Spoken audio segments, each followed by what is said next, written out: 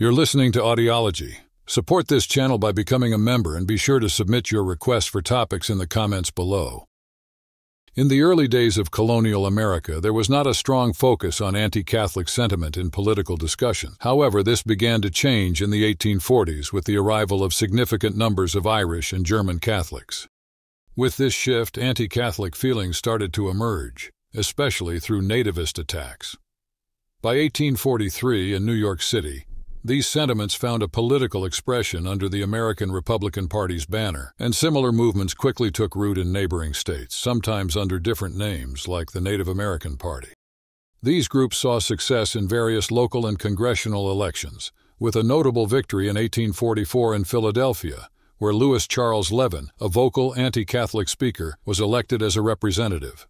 In the early 1850s, this movement gave rise to numerous secret societies, among which the Order of United Americans and the Order of the Star-Spangled Banner were the most prominent. Originating in New York, these societies rapidly expanded across the North, appealing mainly to non-Catholics from the lower middle class or the skilled working class. The moniker Know Nothing emerged from the secretive nature of this party. Members, if questioned about their activities, were instructed to respond with "I know nothing." This led outsiders to mockingly refer to them as Know-Nothings, a name that eventually stuck. By 1855, the Know-Nothings made their political debut, running under the American Party name. Between 1830 and 1860, the United States saw a significant influx of Irish and German Catholics, turning the religious differences between Catholics and Protestants into a hot-button political issue. This period wasn't without strife. Tensions sometimes boiled over into violence at voting locations. Many Protestants were convinced that Pope Pius IX played a role in quashing the liberal revolutions of 1848 across Europe, viewing him as a threat to freedom, democracy, and Republican values.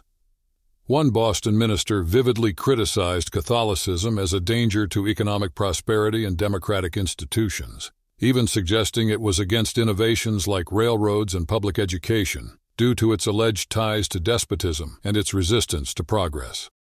In 1849, in response to these fears, Charles B. Allen founded the Order of the Star-Spangled Banner in New York City, a secretive organization that started with just 36 members. The group, along with others holding similar views, aimed to influence politics by uniting against what they saw as a threat to American values, particularly targeting the Democratic Party for its inclusion of Irish Catholic leaders in key cities.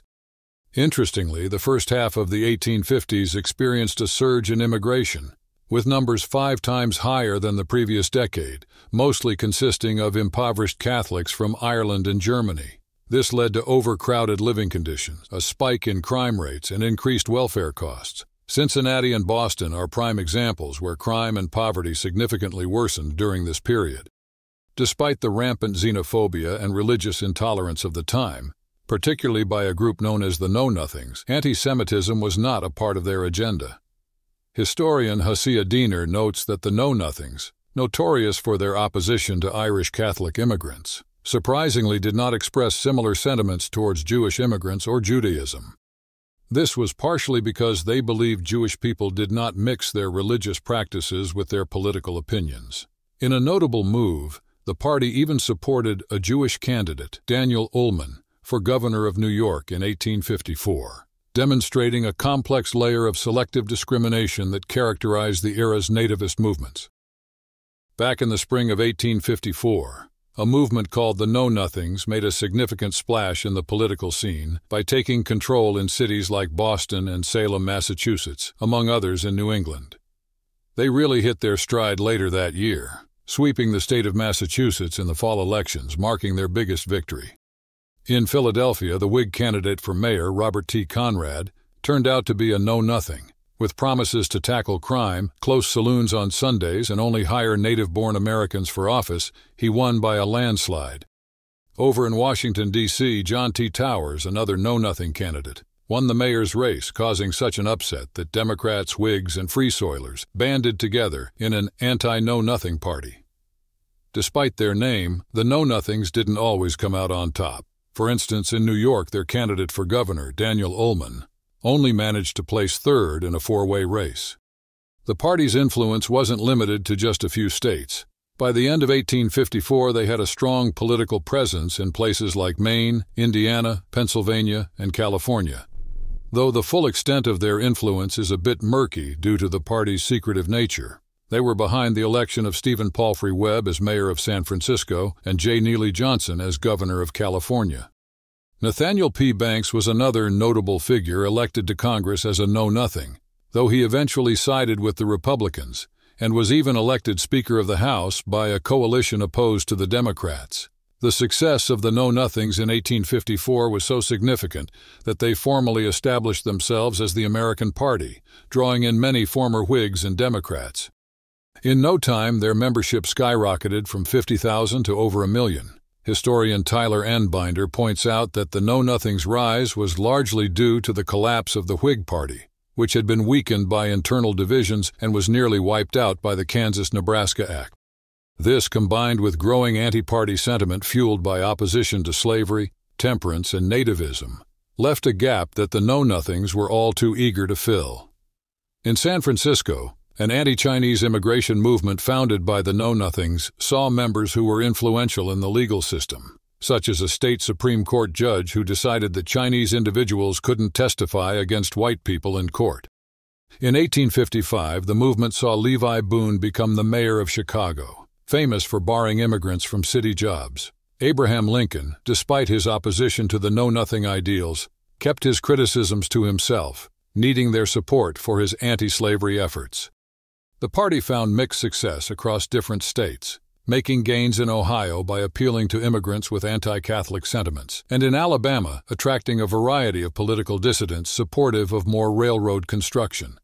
However, in Virginia, their momentum was cut short when Democrat Henry Alexander Wise won the gubernatorial election by linking the Know-Nothings with Northern abolitionists, marking the beginning of their decline in the South.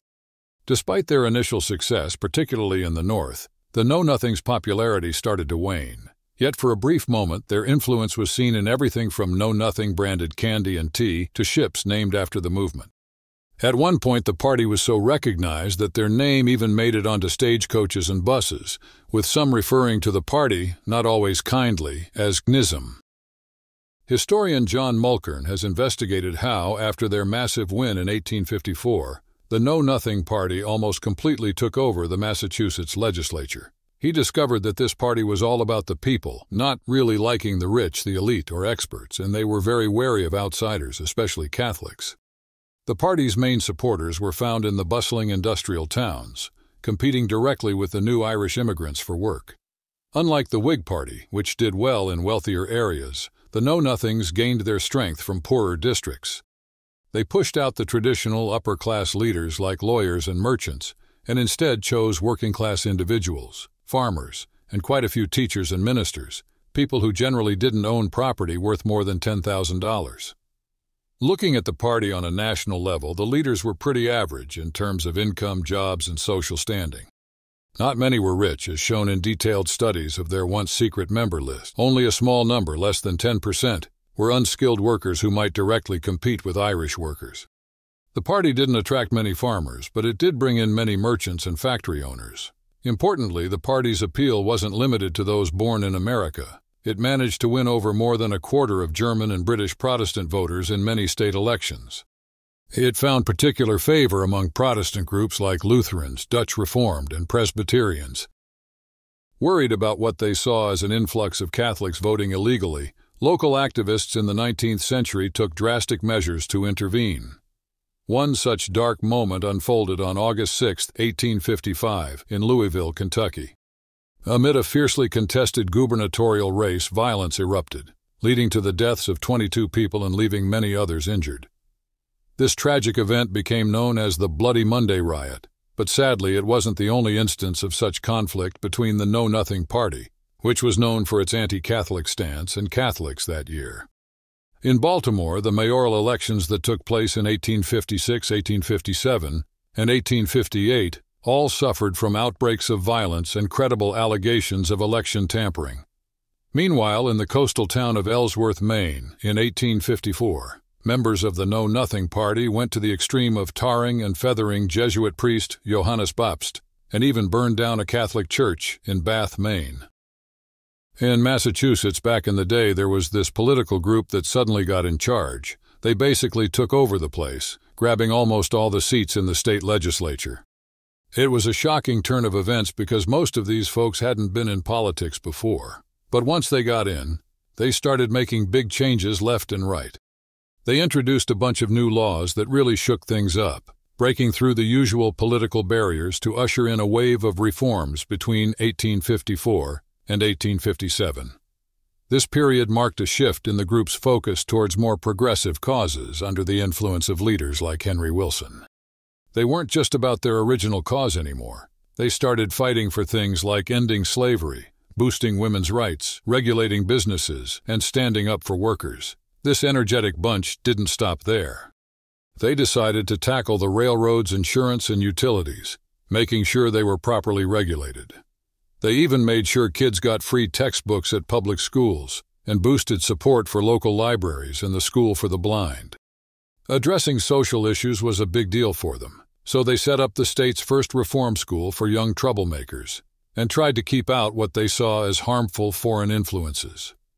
They improved the legal rights of wives and cracked down hard on illegal bars, gambling dens, and brothels, imposing such tough penalties that jurors didn't even want to convict anyone. All these reforms, however, came with a hefty price tag, causing a big jump in state spending and taxes, which, as you can guess, didn't exactly make them popular. Despite some of their progressive actions, they targeted Irish Catholic immigrants, stripping away some of their civil rights. They took the power to process citizenship applications away from state courts and required public schools to have kids read the Protestant Bible every day, aiming to change Catholic children. Plus, they got rid of Irish militias and swapped out any Irish folks working for the state with Protestants.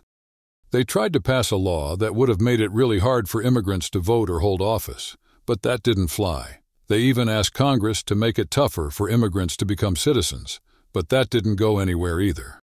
Their most controversial move was trying to expose what they claimed was widespread immoral behavior in Catholic convents through an investigative committee. But the story took a bizarre turn when it came out that the head of the committee had used its funds to pay for a prostitute.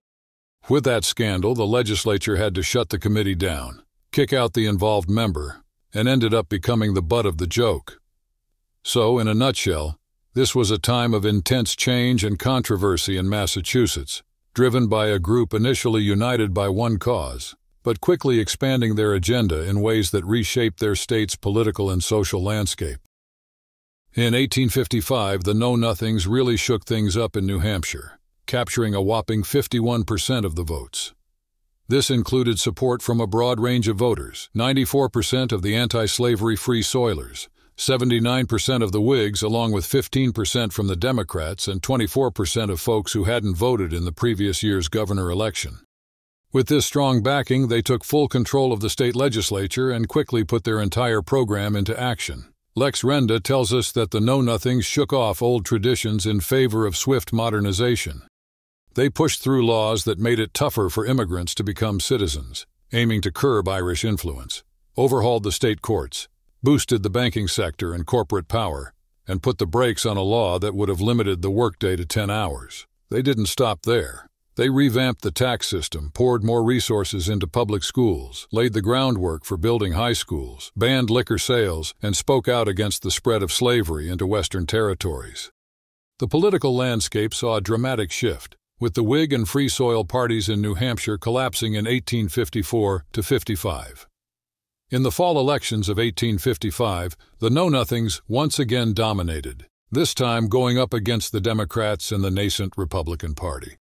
But by 1856, as the Know-Nothing or American Party merged with the Republicans, New Hampshire found itself with a two-party system, with Republicans slightly ahead of Democrats.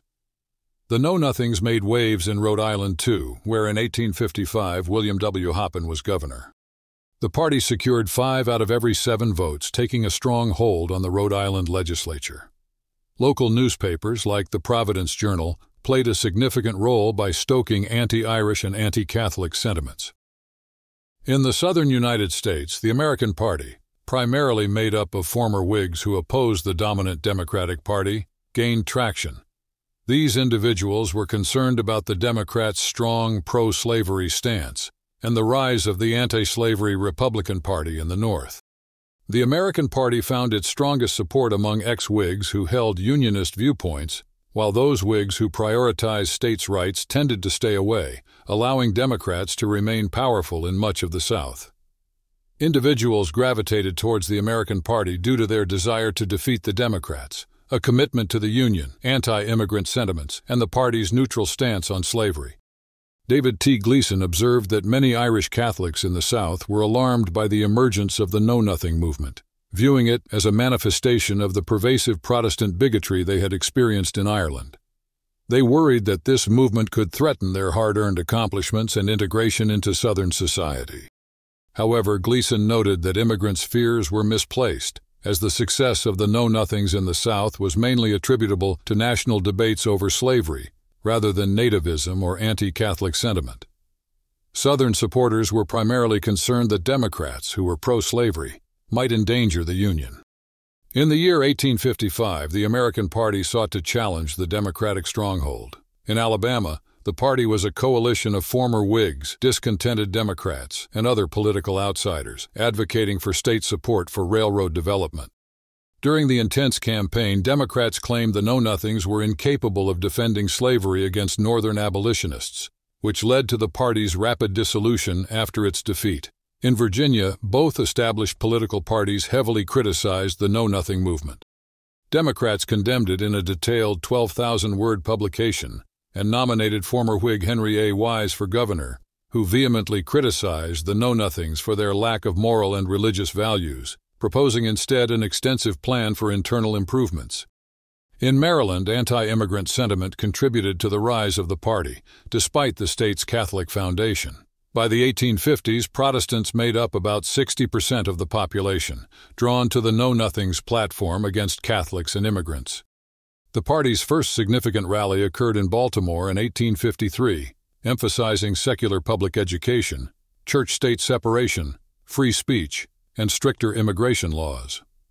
Samuel Hinks became the first Know Nothing mayor of Baltimore in 1855, with the following year marked by violent clashes between Know Nothing-affiliated groups and Democratic supporters. Historian Michael F. Holt pointed out that the growth of Know Nothingism in the South was fueled by the same issues found in the North: nativism, anti-Catholicism, and frustration with unresponsive politicians, rather than a conservative stance on the Union. William B. Campbell, former governor of Tennessee, noted the widespread appeal of these principles in 1855.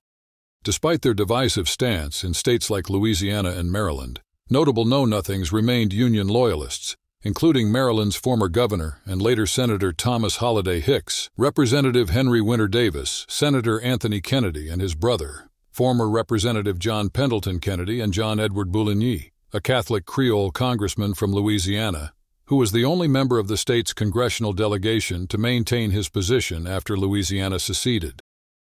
Despite the broader American Party's strong stance against Catholics, the Know Nothings uniquely found a lot of support in Louisiana, even in the predominantly Catholic area of New Orleans.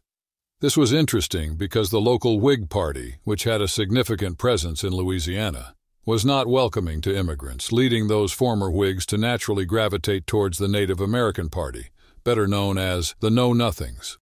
In Louisiana, the Know Nothings were distinct for their support of pro-slavery views and their stance against immigration.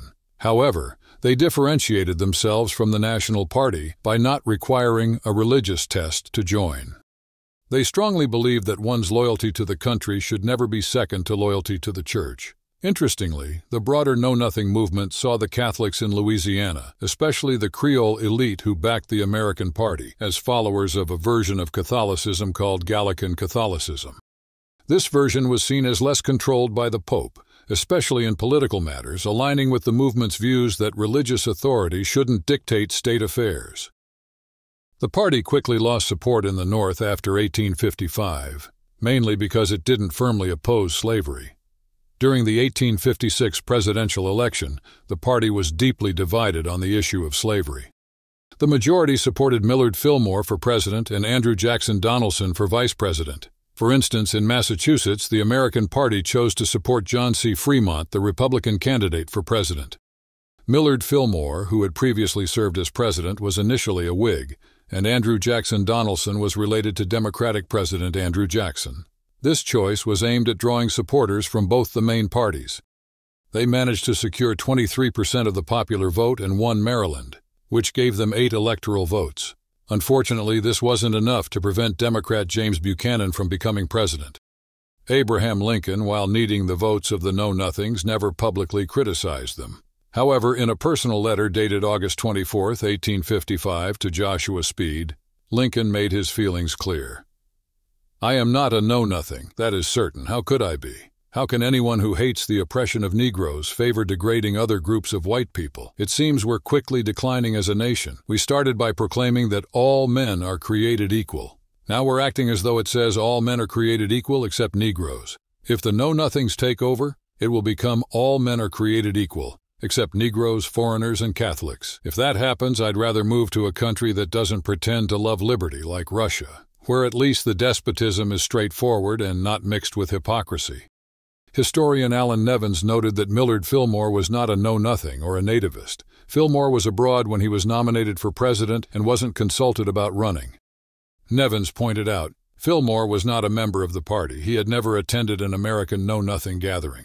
He had never, by speech or writing, shown support for the American Party's principles. However, Fillmore did express in a letter published in 1855 his opposition to immigrant influence in elections, stating that the American Party was the only hope of forming a truly national party that could avoid the constant disruption caused by slavery debates. After the Dred Scott v. Sanford decision by the Supreme Court in 1857, which further inflamed the slavery issue, most of the American Party members who opposed slavery joined the Republican Party. The American Party's pro-slavery faction remained somewhat influential at local and state levels in a few southern states, but had faded as a significant national force by the 1860 election. Most of the party's remaining members supported the Constitutional Union Party in 1860. The anti-immigrant and anti-Catholic sentiments fueling the Know-Nothing movement of the past were reignited by later groups, including the American Protective Association in the 1890s and the Second Ku Klux Klan in the 1920s. In a strategic move to win over German voters, Democrats in the late 19th century labeled Republicans as know-nothings, notably during Wisconsin's Bennett Law campaign in 1890. A similar political clash occurred in Illinois in 1892, where Democrat John Peter Altgeld accused the Republican Party of harboring a deep-seated bias against immigrants and trying to limit their rights. Know-nothing has transformed into a term of disdain, implying someone is both anti-immigrant and uninformed.